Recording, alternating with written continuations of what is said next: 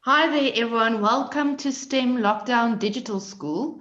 This is grade 12 IT, and I'm your presenter, Lalani Lagranzi, and I would like to have some feedback for you with you guys, or from you guys.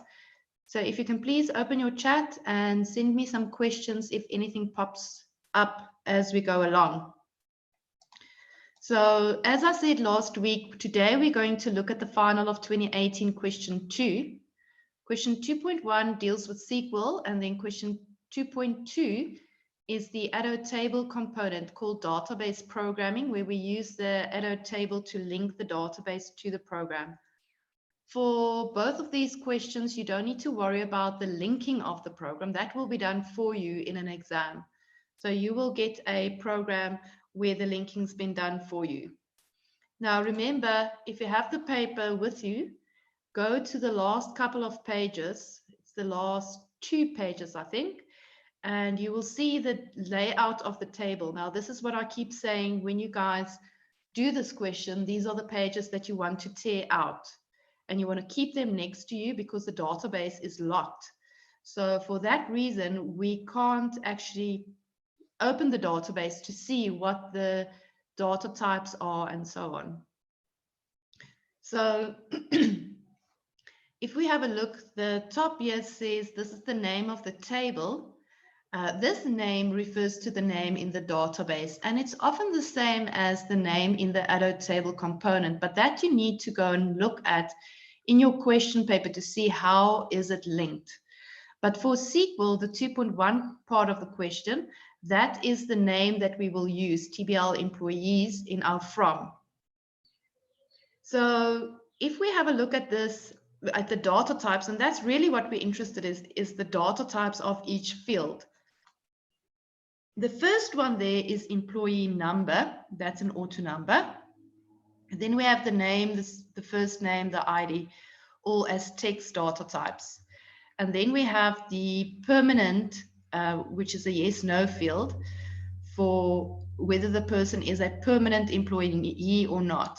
And then also the number of children. And then they show us just an example of some of the data in the database. Then this is our second table, and you need to make sure that you know which fields are in which table. So it's going to be a little hard when we go to the paper to jump back to this all the time. So you guys must remember this table, the TBL payments. This is for each employee has many payments. So they have a payment number, which is, it says it's a unique number. So that means it's the primary key, also an auto number. And then the employee number. This number identifies the employee. Now, this is also your field through which we are linked. So while I'm continuing to talk, why don't one of you guys tell me what is this? What do we refer to? So we have a primary key, and what's the other one? That is employee number that we need to remember. That's the field through which we're linking through. What is it called? And then we have the payment DUP. Yes, Scott, that is correct. It's the foreign key. And that's when we are linking, that's where the many sits. So if we have a look at all of these, payment date is the date time, and then we have the gross salary and the deductions and an example of the tables as well. Okay, so here is the link. If we have a look at this and we had to insert, I want you guys to answer me. If I have to insert, which field or fields do I have to insert? Remember, there's certain rules. So if you have a look at these fields here, which would be the ones that I can't leave out? Remember, when we insert, we don't have to insert all the fields. We only need to, there are certain ones that we have to insert, and there are certain ones that we're not allowed to insert. So who can tell me which is the field that I have to insert? Is there anyone with an answer? Are you guys quiet today? So remember, our rules say the primary keys must be inserted. But in this instance, both primary keys here were auto numbers. And remember that rule said if we want to insert an auto, we don't insert auto numbers. We leave that for SQL. So the only other field that will have to be inserted would be our foreign key, which is our employee number. That's where the many sits in our relationship. So that's very important for you guys to remember. So we're back in Zoom, and I know that you guys can't always see what I'm sharing, so I'm resharing my screen, and you just tell me on the chat if you don't see what I'm talking about. So here is question 2.1.1. This is usually the easiest question where we often have to sort or just do a very basic, we often have to order by, a sort, or we have to do just a very basic condition in our way. So this one says display all the details, and remember what we see, the display part. So this part here is the part that goes between the select and the from.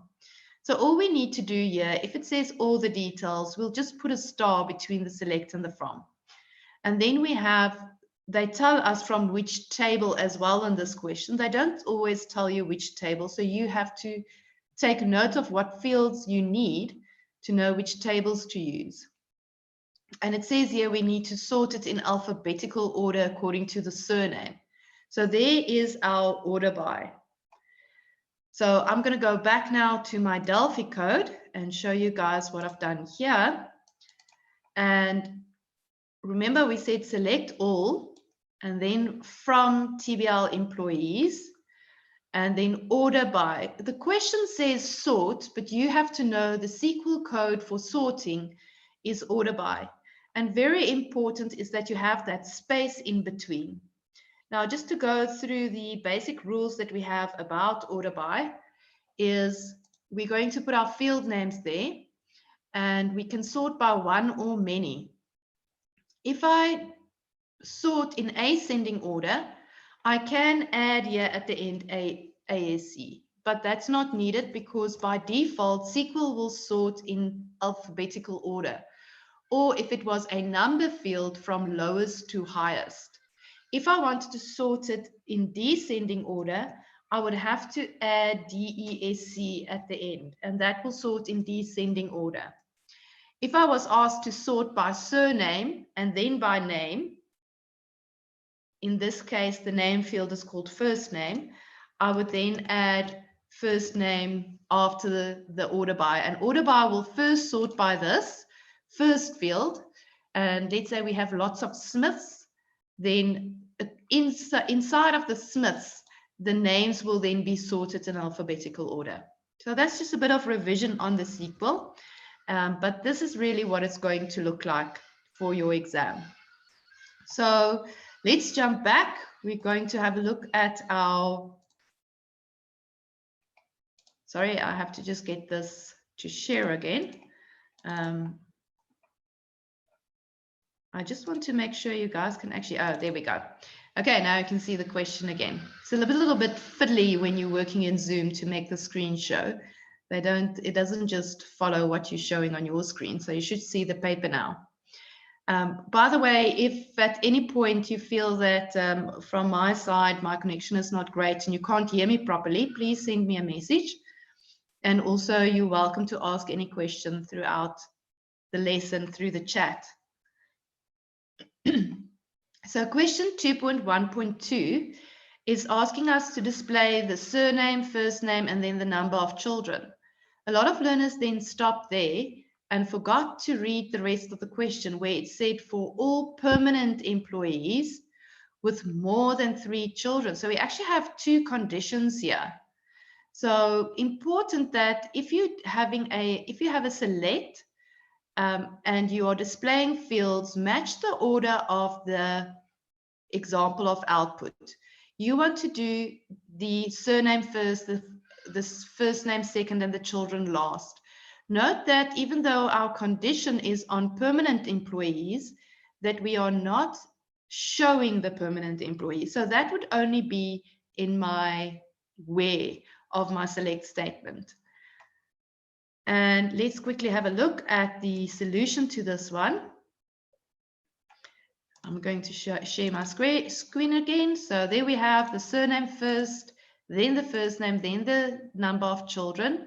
from the table TBL employees, where the children is more than 3, and make sure that you don't put an equal sign there. The question said more than 3, not 3 and more. So it's a very sad little mark to lose just because you didn't read properly. If it did ask us to say where the employees had 3 or more children, make sure that you put the equal sign after that greater than sign. This here won't work. So the equal sign must also always go after your greater than or less than sign, similar to what we do in our normal Delphi code and if statements. And then if we have a second condition, so they said that it must be a permanent employee. So there was a field called permanent, and that had to be true. And then the children had to be more than 3. So to show a record, this employee had to meet both conditions. So that's why I'm using an and. If the question said, show me all the employees that had more than 3 children, as well as those that were permanent employees, so I want to see more records, I would change the and to an or to show those with children of more than 3, regardless of their permanent employee status, as well as though with a permanent employee status, even with less than 3 children or 3 or less children. Now, if you have a look at those tables that I showed you guys in PowerPoint before, you'll see that all these fields sits in the TBL employees. And that's why I know I need to use TBL employees. So that's why those tables are extremely important. Okay, so we're going to jump back to our question paper. So here it is saying, let's just zoom in a bit, makes it a bit bigger. So here we have a question that says, employees paid on a selected date. Now we want to display the payment number as well as the user's ID number. I see there's a question, we're doing the final of 2018, question 2. So that's the file, it's the November paper of 2018, and we're busy with question 2.1.3. That is the sequel part. And tomorrow, while we're on that topic, we're going to do question 3, which is the OOP, but still of the final of 2018. So here we have display the payment number, the ID number of all employees who were paid on, and then they give us a specific date. Now, your computers at school should be set with the year first, the month second, and then the day last. But I wouldn't worry too much about that. If you get a question like this, I would just match it with my system date, and you can always see your system date at the right bottom of your screen. So this is my condition. I only want to see these payments on these dates. Now, you know that we have the employee value or records stored in TBL employees, but the actual payment information is not stored in that same table. So we're going to have to look at the other table. And I'm going to take you guys to that screen now. So here we go. Select the payment number and the ID number. And we have TBL payments here as well as TBL employees. And let's just quickly have a look at what comes next. Do you guys remember that if we want to read from both tables, which was needed in this instance, because we have the payment date in the one table, but the ID number, so payment number sits in TBL payments, and we're using payment date in our where that you guys will see now. I should actually probably just do this, and then you guys can see properly. So we have payment date, and we have the payment number that is both from TBL payments, but the ID number of the user sits in TBL employees. And for this reason, I had to read from both tables. So this is the rule. When I'm reading from both tables, it will follow always with a where, and then I have to indicate the link. And this link is on that last page, the screenshot that I showed you guys, where they show you the relationship with the one-to-many. That is the two fields that are linked. The one is in the one and the other one at the many symbol or the infinite symbol. And you have to mention both table names before employee number. The reason for this is not, so I have TBL employees dot employee number equal to TBL payments dot employee number. So the reason why I have to mention the table names is not because they are linked, but because the same name, employee number, as a field name appears in both tables. And SQL won't allow us to just use employee number like that. If the name appears in both tables, and you're reading from both tables. So for that reason, we need to add the table name before the field name. If I would display, let's say I had to display employee number here as well, I have to put the table name in here as well.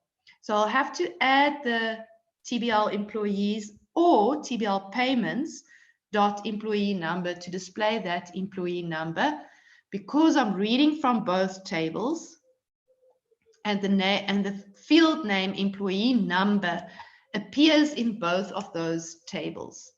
So that is why we have the table names there. So if you have a look at our SQL lessons, you'll remember that I said if you are going to read from both tables, your first condition is your link, and then an and. Anything after this will have an and here. There could be ors and brackets and all sorts after this and, but it's the link is there, plus now I have more conditions. If you didn't have conditions, you won't have the and, but for any condition to be added, it's the link, then an and then my condition.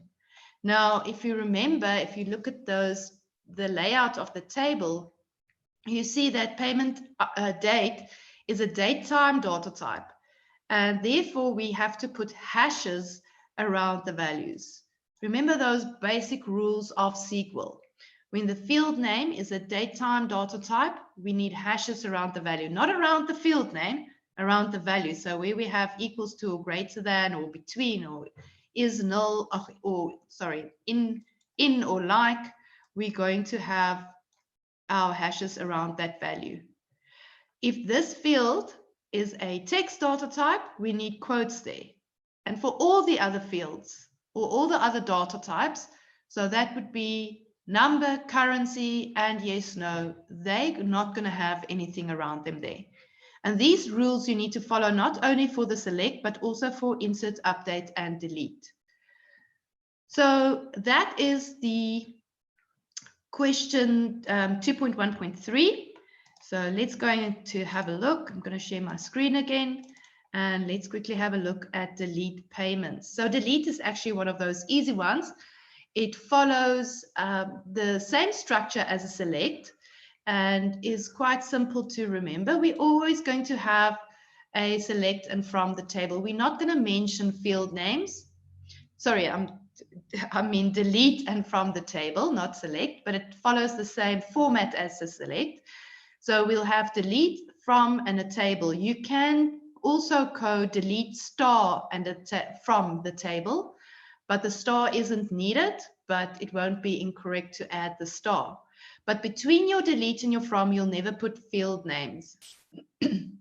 So here we are asked to delete the record with a payment number of 110. And they've also told us very kindly which table to read from. And this was TBL or delete from, and this was TBL payments.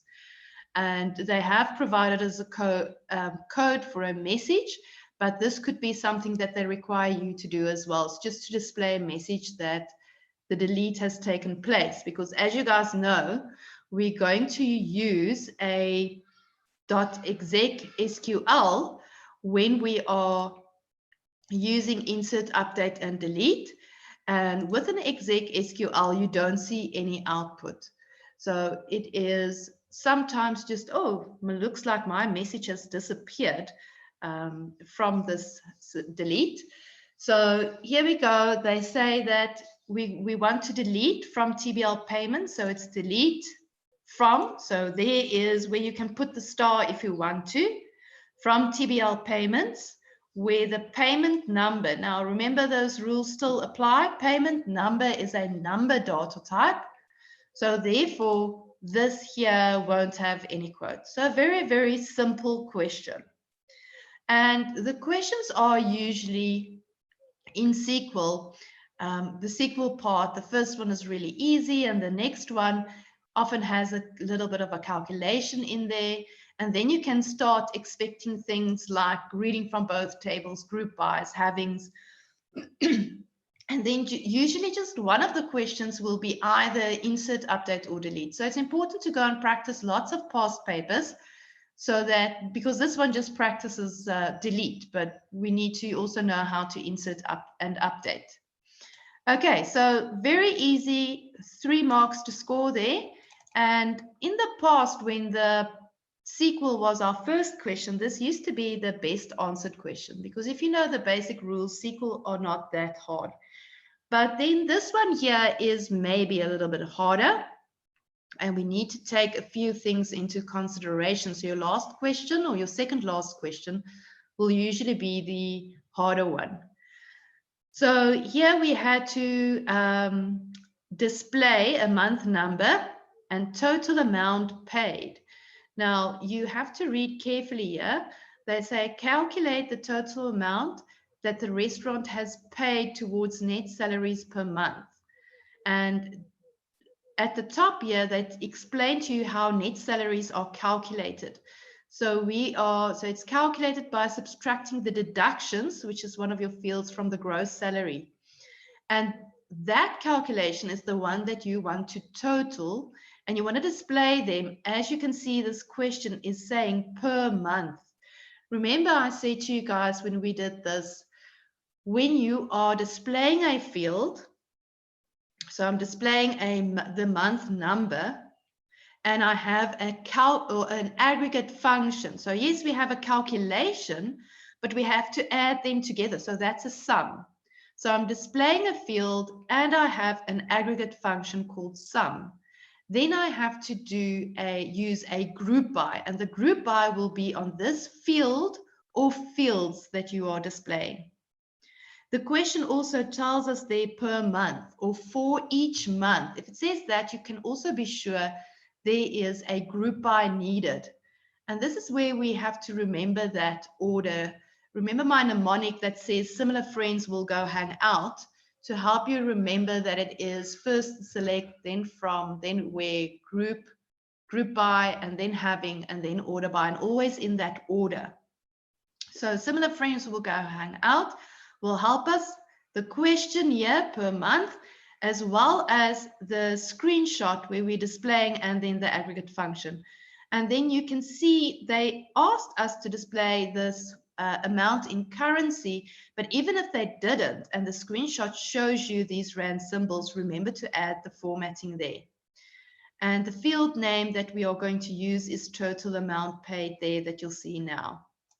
So let me go to that part of the question, and I'll make it a little bit easier for us to see. So I'll put that below there. If you guys have a look here, we're displaying the month number, and payment date contains the whole date. So to extract the month number, remember the function month. Year, month, and day is similar to your Delphi functions called month of, year of, and day of. And similar to those, they only work on date, time, data type. So this here that you put inside has to be a date data type. And here we have an as for the month number. Because I'm using this function, I will have to put a field name at the top. Now we had to calculate. I'm going to work myself here from the inside. We'll work our way out. We had to calculate the net salary. So we had to take the gross salary and deduct from that the deductions for each person. Then we had to add them all together. So that's why the sum, you can see these blue brackets here, are around this calculation of mine. And this value that I've calculated, this total, I have to format as a currency. So therefore we have format here and then currency, not FF currency as in Delphi, currency and double quotes around it. So in the first part of format, we just have one argument. That's one argument. And then we have a comma and then the currency. Make sure you put the brackets in the right place. Remember, SQL will run, even if you have some syntax errors in your SQL code, it will run and it will then just crash and give you all sorts of interesting comments, which is sometimes helpful and sometimes not. And then the heading at the top here had to be as total amount paid. All of this information, the payment date, gross salary, and deductions were all in TBL payments. And here is that last bit that we needed. We needed to group by the field name that I'm displaying. So remember that rule of mine that says if I'm displaying a field or fields with an aggregate function, and sum here is our aggregate function, I have to group by the field that I'm displaying. So you'll see I've just copied and pasted month, payment date in there. So that was the tricky part of this question. So this is now the end of the SQL part. So you'll see that our papers, it's actually not, doesn't take you that long to complete the SQL part. And then you have to move on then to question 2.1. And I'll share my screen again with you guys now. So what is important here is to also keep track of the names of the tables and the names of the fields as we go along. So here is the question. SQL code you can study a lot, yes. There's lots of things that you can study. I see there's a question, but SQL you can study quite a bit for because it's all based around rules. And if you watch the SQL lessons, you'll see how easy they are. There's just lots of rules, but with some practice, you are going to do really well in this question. So this question here, by the way, we're moving on to question 2.2 using, it's the database programming, and we're using Addo tables for this. Now, some of you guys might have been taught last year when you did this how to use filter. You're not allowed to use .filter, you're not allowed to use .sort, and you're not allowed to use .locate. So make sure that you know how to loop through tables, as it would cost you lots of marks if you use any one of those. So no .filter, sort, or locate. So this question, so we could definitely expect a loop in this question. So this question here says, write code to display the surname, first name, and number of children of all temporary employees. Remember, we have that permanent field, and if it's false, it means they are temps. And then this is all from the table TBL employees, and we're going to display a rich edit. They have provided us with some code for the headings, and here is the example of output. So we are going to have to loop through this table, and I'm going to go take you to my Delphi screen again. Here's all the provided code. Guys, please make sure that when you see this comment here, enter your code here, that you code below it and not above it. When we're marking, we actually really go and search for your code down here. And if you hide it there at the top, chances are that it's missed.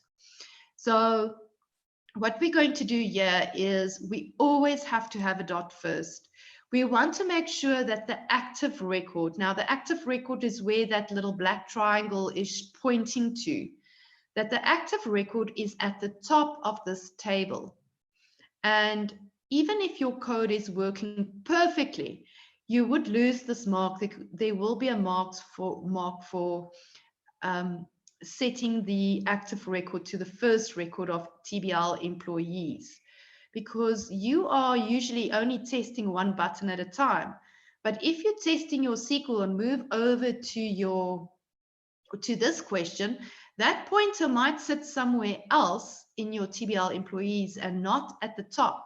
And for that reason, we always have to have a dot first to move that active record to the first one.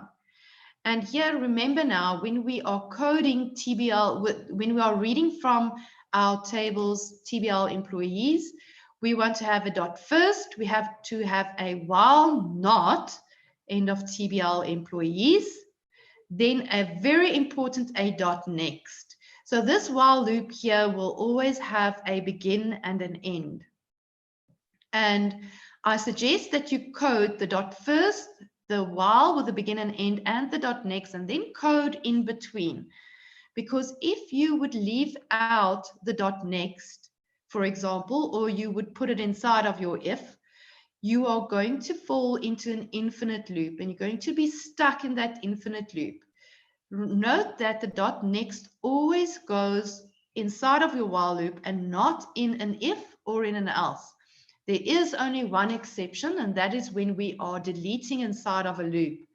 And you can go and have a look. I think it was almost the last lesson that we had for adult tables when I was covering that again, that where that dot next lies when we have a delete. But for all other examples, would be the structure for your while loop. And the question said we wanted to see the temporary employees. So the wording in the question will often not tell you exactly which field. It will always be like someone asking you who does not know SQL, who does not know databases, and just asking you a question. I have these employees. I don't know how databases work, but please can you show me the temporary ones? And then you have to make the decision which is the fields that I have to use. And in this case, it was the permanent field. Skalk, I'm just quickly reading your question. Should you have a dot first after the question statement as well? No, there's no dot first needed after the statement. It's just before your while loop, and that's it. So here we have our if statement. So we have the name of the table, and then we have the field name permanent in quotes. So make sure that you put the field name in quotes, and also make sure that you spell it correctly. It's important, else you will definitely have a program with a runtime error. And we want to see the temporary field, the temporary employee. So that's why I'm setting this field, or I'm testing this field against a false. So I want to see who is temporary, who is not permanent. And then I will display the fields as is required by the question paper. So I'm displaying the surname and the first name. And here is where you guys often lose a mark. So the number of children was also supposed to be displayed. But remember that children is a number field. So to display a number field, we have to interstring that field and make sure that the interstring is around that whole section of code, the name of the table and the square brackets with the field name inside it. And also obviously remember to end the round brackets of your rich edit. But interstring is very important, or your program will be crashing, and it gives all sorts of strange errors when we forget to add that. So another important one would be if you have a currency that you use float to string F. Remember, we're not allowed to use float to string. If we have a number that is a double data type, which is real in our table, then we'll have float to string F. And then if you have a yes/no data type, you will most probably need another if statement in there to test if this, let's say in this case, permanent employee is true. Then I will maybe put a yes there, and I will build a string to display that. Remember in SQL, I showed you guys how to use bool to string in the where condition, but you can only use bool to string in that where in SQL. Since if you use bool to string in the output in a rich edit, it's going to show you a -1 for true or yes, and a 0 for no, and that's not usually how we would display things. So this was one question where we had to loop through the tables. And you will definitely have a question that would loop through the table Last week we did the final of 2019 question 2.2, and we actually had to read twice through this table. So I'm going to jump back to my next part of the question, and I'm going to share my screen. I see there we go. So we have a button here called Add an Employee, and we are going to add this employee to TBL employees. Now, remember right at the beginning, I said to you guys, which fields was it that we should not be inserting values into? And that was our employee number, because it was an auto number. The data type was an auto number in the data type in the database. So therefore we won't add that. And here we have it was all hard coded that we had to add. They said this was the name, the surname, and permanent was yes, children wasn't 3. And then if you click on this button, you'll see this person being added as the last person in your table. So let's go back to the code, and I'll quickly share my screen again for you guys. So here we have what is important with both edit and with insert is we have the name of the table dot insert or edit. The code for insert and edit actually looks very similar. So we have insert, and then very important is to post that record to your database to make the change in your database. For both, so both insert and edit uses a dot post. Then we have the name of the table, the addo table that we're using in this database, square brackets and the field names, an assignment statement. And in this instance, it was all hard-coded. Now, surname, first name, and ID were all strings or text data types. So I've put them in quotes there. So that's just the values that I copied from my question paper. They said it was a permanent employee. So here you could put true, you could put yes, or you could even put -1. And that will all change it to true. No, if you are going to use yes, you will have to put it in quotes. Delphi won't allow you to run yes, but true will work as well. And then the number of children would be 3. No quotes needed for that. So that was our insert. Again, I feel that this was really easy marks to score. They could ask you to get some input from the user and replace all of these with variables. Here you would store these as string variables, and here possibly a Boolean value, but you can also assign a string that contains the word true, false, yes, no, or -1 or 0. And then the number of children, we will probably store that as an integer value. So this was insert, quite easy. And this is now our last question that I'm going to move to. And this was update. Now remember, it's not called update in addo tables. We use edit. And here they give us a little description of what we need to do. So the deductions amount for a specific payment was captured incorrectly. And then we have to write code to update the deductions of the record that has been selected by increasing the deductions amount by 1% of the gross salary. So we're going to use our gross salary to update the deductions field. And they just said, the second sentence here, the user must select a record from the DB grid. They could also have said here, make changes to the active record, and the code would look the same. So when we were marking this question 2 years ago, lots of learners were trying to search for someone, but you have no need to search, because this is where that black triangle points to, the active record. So if the person now clicks on, here they give us an example of when 112 was clicked. So you just click on your DB grid and you run the code and you check if you're getting the same output. Or they could just say where the active record is, and that just means wherever the pointer points to. So there's no need to search for this question, even though they could ask you to search. So if we have a look here, this is, I'm going to share my screen again with you guys. And here we go. Very simple. We're just making a change to one field. We're going to edit the table payments, and then we have a dot post. I'm making the changes to the deductions. So here I have the deductions on the left, very similar to what your insert looks like. And on the right here, I'm taking the existing deductions and adding 1% of my gross salary to the existing amount of my deductions. So here I'm using the existing amount of the deductions to make a change to deductions, but I'm now also using a different field, gross salary, and getting 1% of that gross salary and add that to my deductions. So this is the end of this question paper.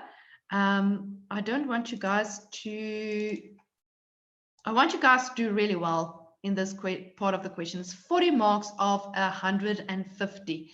And if you know your rules, it's really not that hard. So make sure that you test your program. If they give you, as in this example, they give you 2 sets of examples, make sure that you test for both of these. And then you'll also see that there is a restore button on the question paper. So on the form, they've created a restore button for you. And what that does is, let's say you have updated it and then you see, oh goodness, I've made a mistake, and you want to revert back to the original state of your database. You can then just click on that button, and that restores the database to its original way it was before you edited it. So that if you have to make changes now to your code for this question, you can test it again, and it's not building on previous questions. So make sure that you make use of that little button. It's quite handy, especially if you've made a mistake and you didn't get it right the first time. So that is now for today. We've done now question 2 of the final of 2018. I really, really want you guys to do the question 3 of 2018 for tomorrow. So the best way really is to practice for 12 IT. There's no other way to study. You have to sit and do as many past papers as you can. So tomorrow we're going to look at the final of 2018, question 3. You can go to this link here, education.gov.za, and you click on curriculum, and then you click on National Senior Certificate. Then in there, you will find the past papers on the right. Just quickly going to read a question here by Johan. He says he has a question for the PAT. Is it possible to connect Google Maps to Delphi for a type of GPS? Or is it not? Johan, Delphi has many possibilities, and we can even, with a one Delphi version, you can even create apps for for Android and for Apple devices. But what my suggestion to you guys at the moment is really to focus on the basics of your PAT.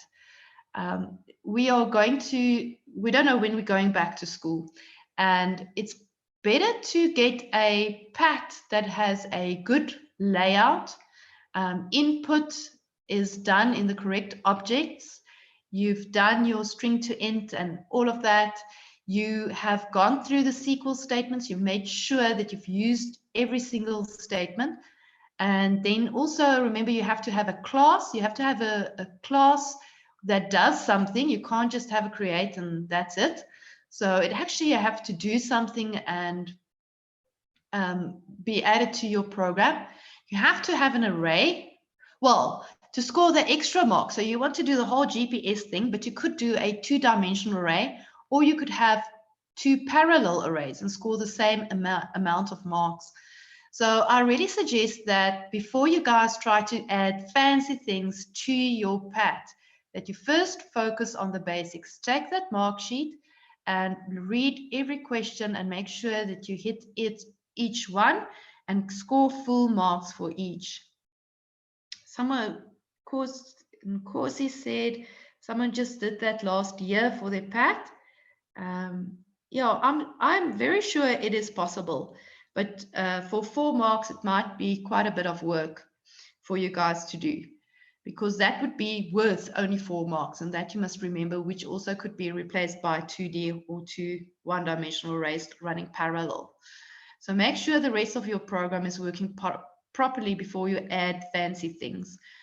We have to end off, but remember also last week, for those, I don't know how many of you guys missed our lessons last week when we went to teams, but under curriculum and then national curriculum statement, you will find the exam guidelines for each of your subjects. But for IT, you need to download the ones that says Exam Guidelines 2018. And just to be sure, you guys have to add on to, this is an add-on. Your CAP syllabus still stays. So we had the question last week, are we reading from both tables? Yes, we are. Even though it doesn't mention it in the exam guidelines, it's just extra information, and things like, for example, not being allowed to use dot filter and sort and so on is all explained in there. And here's just a website with some tips and tricks for you guys. And then you guys can have a look at that to see if there's maybe some more information to help you. So tomorrow we're going to do that question 3. Please practice it on your own. You benefit more from the lesson if you do practice on your own. So this is the end of our lesson. Thank you very much for joining us in grade 12 IT. Tomorrow, same time, 11, same link. The link is staying the same, at least for this week. We're waiting for confirmation about next week and what's going to happen, if what, and maybe we go back or don't go back. None of us are sure. So you guys just do your bit. It's your grade 12 year, so make the best of it. And please remember to follow Africa Teen Gigs on Instagram, Twitter, and Facebook. And this YouTube video will be loaded later on the Africa Teen Gigs YouTube channel as well. So hope to see you soon, guys. Same time tomorrow. Bye.